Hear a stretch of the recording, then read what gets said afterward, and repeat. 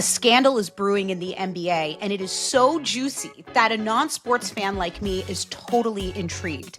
And hi, welcome to another episode of At Least You Heard It Here. I'm your host, Alyse Adamson, and today's episode involves felons, green banks, celebrities, and one of the highest paid NBA athletes. And of course, I'm talking about the scandal that is surrounding the Los Angeles Clippers and their star athlete, Kawhi Leonard.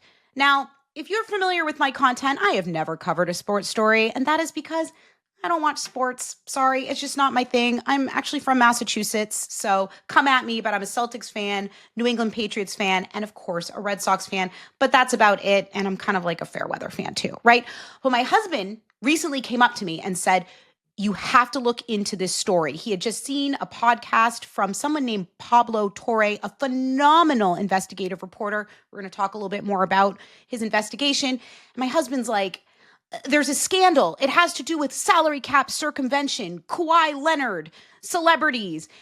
Can they go to jail? Because of course, being a lawyer, I can help with the legal angle. So obviously intrigued, and I looked into it, and now I want to talk to you all about it. So basically, and I learned this was new to me, the NBA puts on salary caps, meaning there is a maximum amount of money you can pay an athlete within a contract.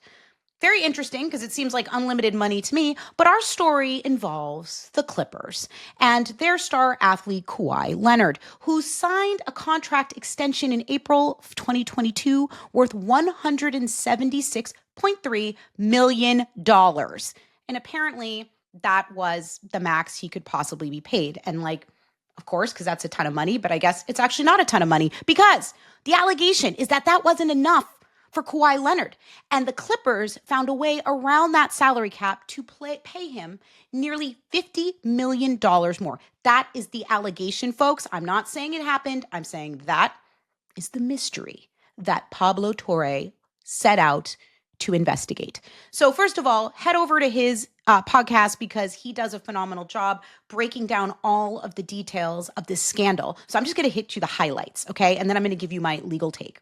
So it's how the Clippers potentially circumvented this salary cap that is so interesting. And enter Aspiration Inc., a company that was founded by somebody named Joe Sandberg.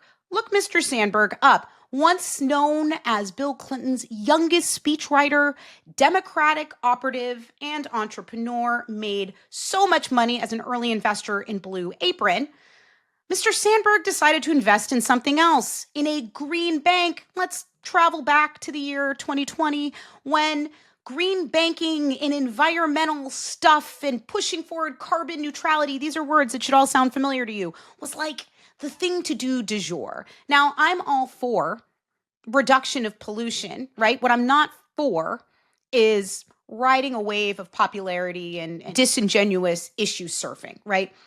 I'm not saying that's what happened here. I'm just saying what I don't like. So anyway, Aspiration Inc. started as a green bank that I guess wanted to help companies reach carbon neutrality. And folks, what does that mean? What does carbon neutrality mean? Well, companies that do anything really, that operate, they're going to produce pollution, right? Emissions from your day-to-day operations. Some of these emissions are carbon dioxide and it goes into the environment, and too much of it is a bad thing. That's what you need to know. Now, what can help reduce carbon dioxide? Well, naturally, trees naturally absorb carbon dioxide because, of course, when the environment is in harmony, that's what happens. Carbon dioxide is actually a natural thing. And then trees naturally help to bring its levels into balance, right? So you might be familiar with the term carbon sequestration. That was also a really popular term back then. And that just meant planting more trees to try to absorb that carbon dioxide. So what does that have to do with Aspiration? Very simple. Aspiration as a company was going to help other companies offset their carbon emissions, offset it. What does that mean? It means like you'll do some calculations, and for how much carbon you're emitting into the environment, we would plant like an amount of trees to offset that. So a little bit of carbon here, a tree here, we cancel each other out. So Aspiration wasn't assisting companies in actually decreasing their carbon emissions, which would be like solving the root cause, right? Finding a more sustainable solution. No. They said, keep doing what you're doing. Come through us. We'll act as like an intermediary. We'll find somebody to plant a tree for you, and then we'll issue you some kind of certificate which says we've planted these trees. It's canceled it out. You guys are carbon neutral. And remember, back around the 2020s, around that area, you'd see all the time, oh, we're carbon neutral. They would tell their investors, we're carbon neutral, whatever that means. Okay, that's what Aspiration aspired to do. And how were they going to get their name out there? Well, as I said, Joe Sandberg was rich and he was very influential and he was very well connected. So this startup green bank that wanted to achieve carbon neutrality was able to pay some very high level celebrity influencers. Robert Downey Jr. did a commercial for them. Drake was on their celebrity roster list. Big names to try to give credibility to this fledgling effort, okay? It looked legit. Now, what's important for everyone to know is Aspiration Inc., spoiler alert, was not legit. In fact, Joe Sandberg was arrested in March of 2025 by the FBI for alleged securities fraud. He was then prosecuted by the Central District of California U.S. Attorney's Office and pled guilty in August of 2025 to 2 counts of wire fraud for, in fact, defrauding investors with respect to Aspiration Inc. What does that mean? It means what Joe Sandberg was saying to the people who were investing in his company, giving them money, wasn't true. Suggests that you read the press release from Central District about the plea of guilty. It lays out a lot of his fraud. So, for example, Mr. Sandberg told investors that the company had $250 million in cash when in fact they only had $1 million. According to the Central District, Mr. Sandberg would also say that he was getting revenue from other sources. Like the company was making money, but actually it was just Mr. Sandberg putting money in, flowing on the books. So it made the company look more solvent or like they had more money than they really did. And that then induced other people to give Aspiration more money as an investment. Big no-no. Big felony. He was sentenced. He's probably going to go to jail. We're going to keep watching that. Not good for Sandberg. Really not good for Aspiration. They're now defunct, bankrupt. They're gone. It's not a thing. Okay, so that's the story of Aspiration. One of the celebrities that was brought on to help give them credibility or build their profile was our friend Kawhi Leonard. This is how we get back to the Clippers.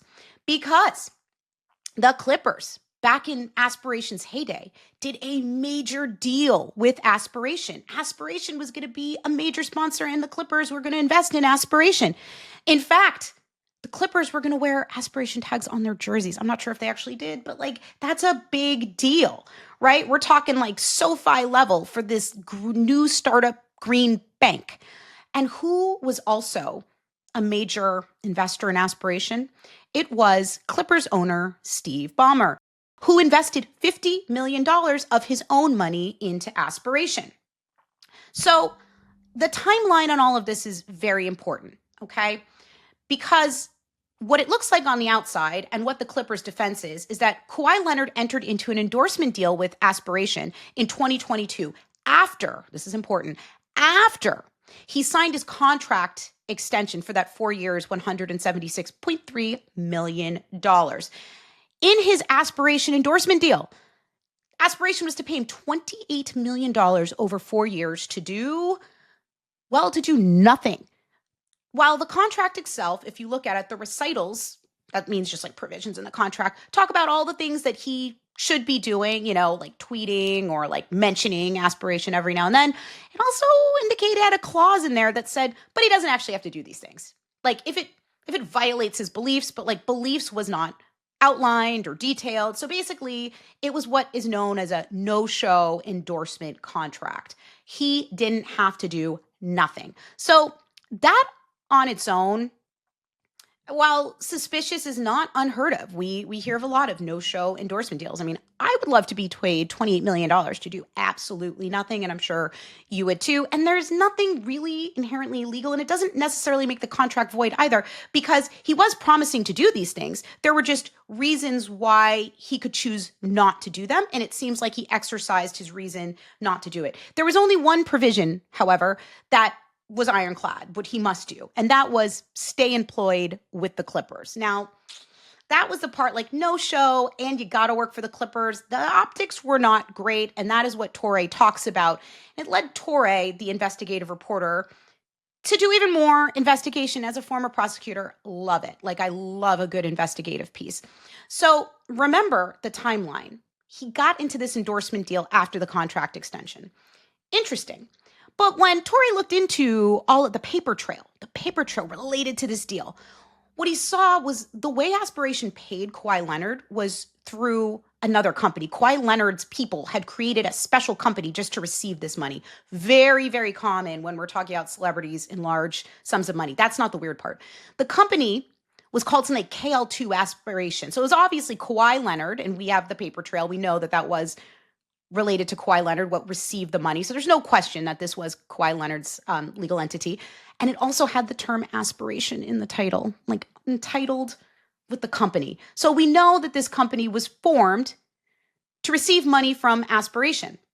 But when Torre pulled the registration documents from the California Secretary of State, the documents you have to file with the state to be recognized as a new company, the date on that filing was 2021. Okay. So the defense is this deal has nothing to do with Kawhi Leonard's contract extension because the deal happened after he already agreed and entered into this contract extension. So it was already inked. The contract was already inked. So what happens if everything fell apart with the aspiration? He was already signed to the Clippers, couldn't have anything to do with the salary cap, right? Well, possibly wrong, because this LLC that was created just to receive money from Aspiration was created months before Kawhi Leonard ultimately inked this deal.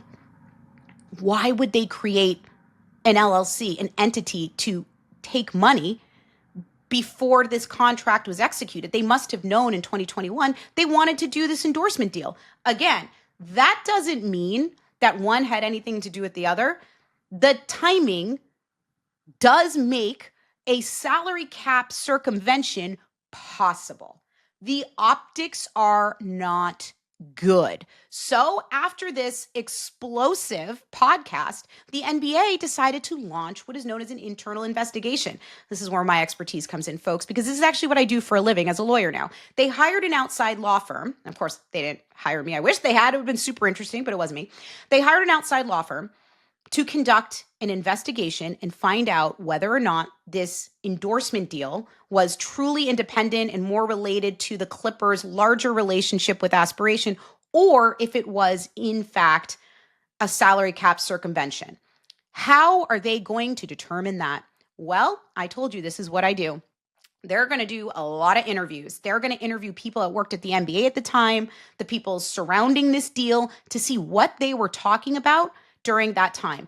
They're also going to pull emails, chat messages. Friends, I just want to say, in my investigations, so many things that were left off email because people know not to put things in email are then subsequently put in like Slack and Teams chats. Just want to tell you right now, we can get access to those as well.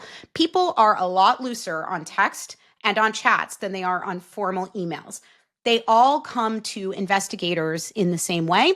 And if they establish that at the time, people were talking loosely about the intent, like what was actually going on at the deal, if there was actually something nefarious going on, that could be really, really bad for the Clippers and Steve Ballmer and possibly even Kawhi Leonard.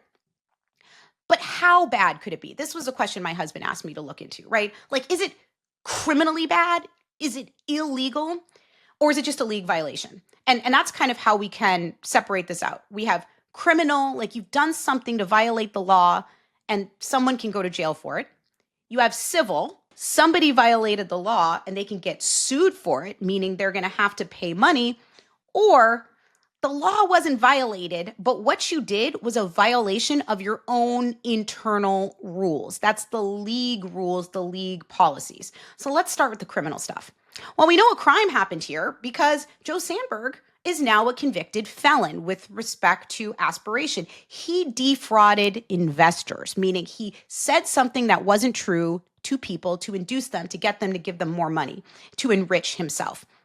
But what does that have to do with the Clippers and Kawhi Leonard? And the answer is probably nothing, right? Like Kawhi Leonard himself, to our knowledge, with the reporting, with what we know, he didn't say anything to Aspiration investors or potential investors. In fact, the allegations are he didn't say anything about Aspiration at all. He just went along with his life, got paid $28 million. For him to be criminally liable, he has to have been part of this scheme, part of this fraud. And so far, I'm not seeing it. Like there wire fraud, he just got paid money, and in his contract, he was getting paid money to endorse a company. That's what that was. And again, his contract did give him the right not to do certain things. So under the terms of his contract, right, he was in compliance.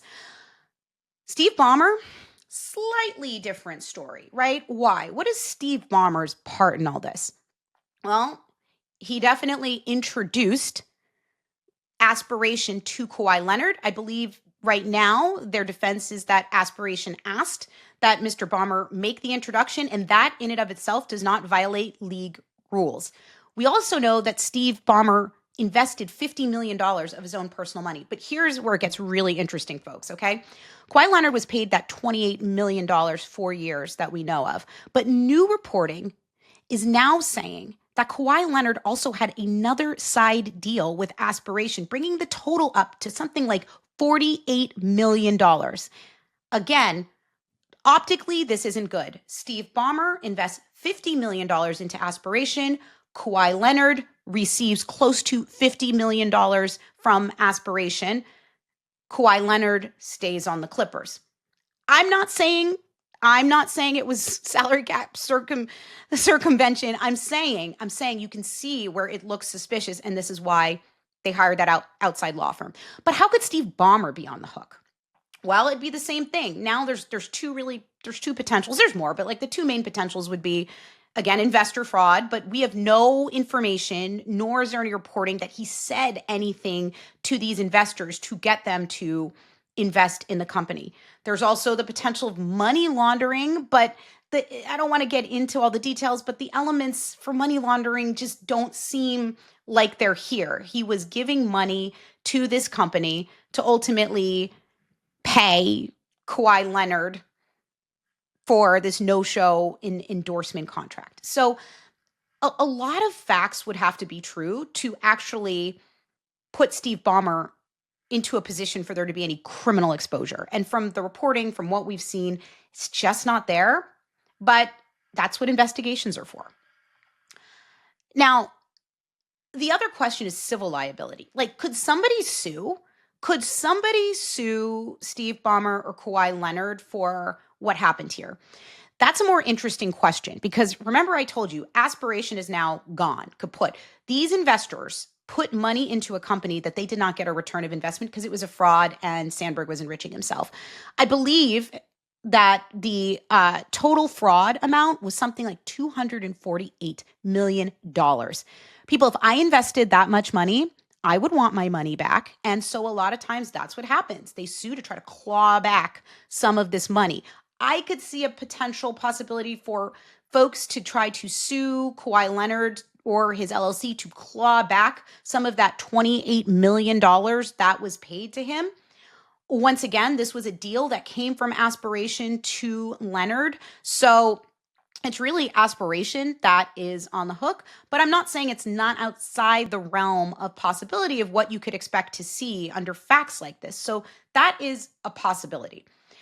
I think the greatest risk potential is being found to have violated league policy and rules because obviously salary cap circumvention, is a violation, and there are extreme penalties that can be levied on teams who engage in that. That is outside of the US legal system, but for the NBA, for a franchise, it can be devastating and impact on them for several years to come. So it's not like if it turns out this really was salary cap circumvention, that the people who are responsible won't be held accountable. It's just they'll be held accountable by the league and not by the law. That is what I am seeing based on my review of the documents, based on all of the phenomenal reporting from Pablo Torre. But once again, they hired a law firm. And so a law firm is going to have access to way more than the reporter had access to. What we're going to see in the emails, what representation Steve Ballmer made, and to whom. These are thorough and quite expensive investigations. Now, what will we know? The American public will know what the NBA wants us to know, because these investigations are done under privilege. It means they're confidential, and it's up to the client as to what to make public. Usually at the conclusion, we do end up finding out what happened, because if they're cleared, they're going to say they're cleared. If they find wrongdoing, they're going to say they're wrongdoing. But the evidence, all of the evidence, I don't know how much of that we will ultimately learn of. I want to know it all, of course, because this is kind of my jam. I'm very, very curious. Optically, this is not great. Like, why would a green bank pay a celebrity nearly $50 million to do absolutely nothing? Right? If you're trying to help the environment, why are you just shoving goo gobs of money to somebody that is going to have absolutely no benefit to your company? Like, the whole point of celebrity endorsements is to raise profile and to gain credibility. So if you're paying someone to just sit around and live, what is that doing for you other than wasting money? And we know that Aspiration wasted a lot of money, because that's why its co-founder has been convicted of several felonies. I also want to say that Kawhi Leonard's deal that he got exceeded the deal of Robert Downey Jr. and like Drake, and they got paid, but they also showed up and did endorsements. So again, it looks very, very, as the kids would say, sus. But I've also been involved in cases where things look really bad, and it turns out that it just kind of was a coincidence, and there was a reasonable explanation. So I will be looking forward to hearing this explanation. I'm also going to be looking into more sports stories, because I found this one more interesting than most I have been following, and I suspect that this certainly won't be the last scandal in a major sports league. That's my take on it. Of course, I want to hear yours. Drop me a comment. Does that sound suspicious to you? Is this actually normal in sports? I want to know. I want to be educated. And as always, if you like what you heard, go ahead and click like and subscribe, and be sure to tell folks, at least you heard it here.